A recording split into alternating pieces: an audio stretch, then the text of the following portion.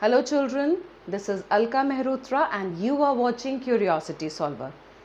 बच्चों, अब आप सबके स्कूल खुल चुके हैं, सारे बच्चे अपनी नई स्टडीज़ की तरफ आगे बढ़ चुके हैं। जैसा कि आप सबको मालूम है कि अब हम एक नई सीरीज़ शुरू करने वाले हैं and that is all about tenses. Fine, तो आज हम लोग टेंसेस के बारे में डिस्कस करेंगे and I am going to make 4 videos related to tenses, जिसमें हम उसके सारे सब पार्ट्स इंडेफिनिट, कॉन्टिन्यूअस, परफेक्ट और परफेक्ट कॉन्टिन्यूअस को अलग अलग एक्सप्लेन करेंगे, जो कि आपके लिए समझने में ज़्यादा आसान होगा। So as we are talking about tenses, children, we can divide it in 3 parts. As you all know, present, past and future. Fine. Present in the sense the thing which is happening right now. Past, that means the thing that has already happened, and future in the sense the thing that will happen. Okay, so now as I told you that we are having subparts related to all 3 tenses. Now what is that? First of all, we are going to discuss about indefinite tenses. Okay, so we will talk about indefinite tense today. Let's begin the class. As you all know, indefinite tense, we can call them simple tense also. Okay, when in your books or notebooks you will find out that simple tense is written, that will be regarded as indefinite tense. आपको मेरी बात समझ में आ रही है? अगर indefinite tense लिखा है आपकी बुक्स में या फिर simple tense लिखा हुआ है, बात एक ही है। ओके, कंफ्यूज होने की ज़रूरत नहीं है। इसके लिए जो बेसिक पॉइंट्स हैं वो आपको ध्यान रखना बहुत ज़रूरी है। तो चलिए इनके बारे में समझते हैं। आप सबको मालूम है we can divide all type of sentences, in 3 parts. They are the most basic ones. What are they? Affirmative, then after it will be negative, and the third ones are interrogative. Okay, so first of all we are going to talk about affirmative sentences. Now if we are talking about affirmative sentences, बच्चों आप सबको मालूम है we are having subject, the very important part in a sentence, right? So here I am talking about subject first. We are having 2 type of subjects. Number 1, singular number subjects, and number 2, plural number subjects. So if we are talking about singular numbers, what are they? If we are calling out the name of a person, okay, if we are talking about a girl and a boy or anyone, right? If we are using he, she and it in the form of pronouns in a sentence. Clear? That is clear to you all?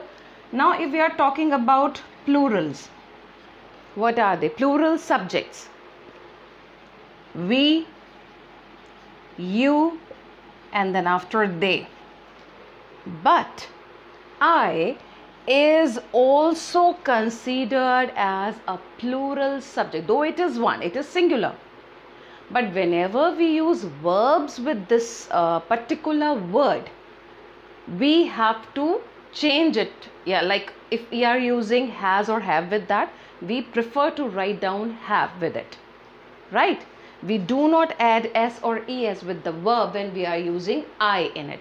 So in some sort, like there are some exceptions.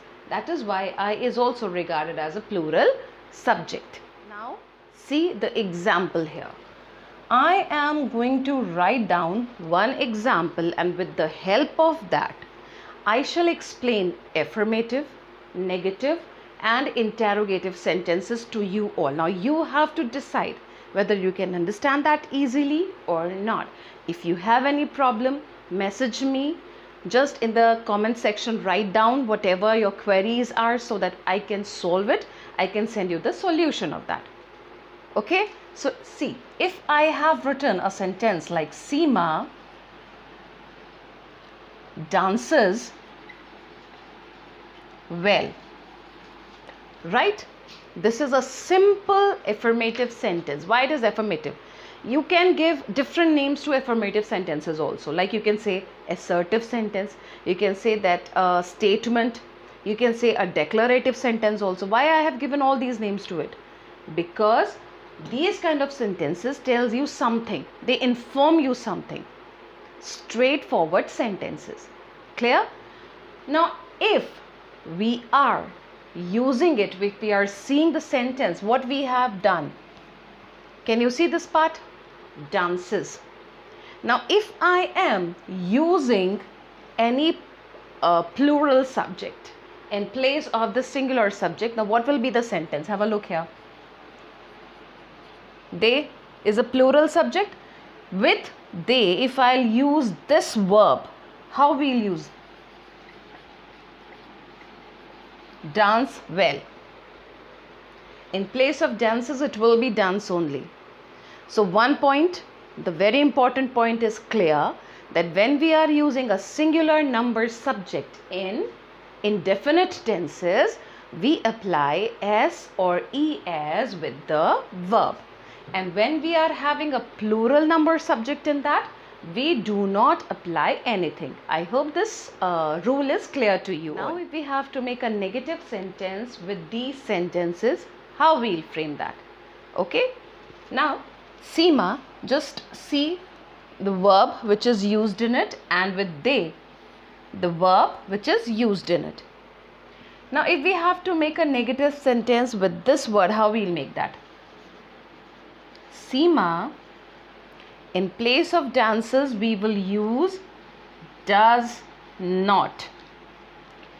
And if does not is already used in the sentence, we will not apply dances. We will only write down dance.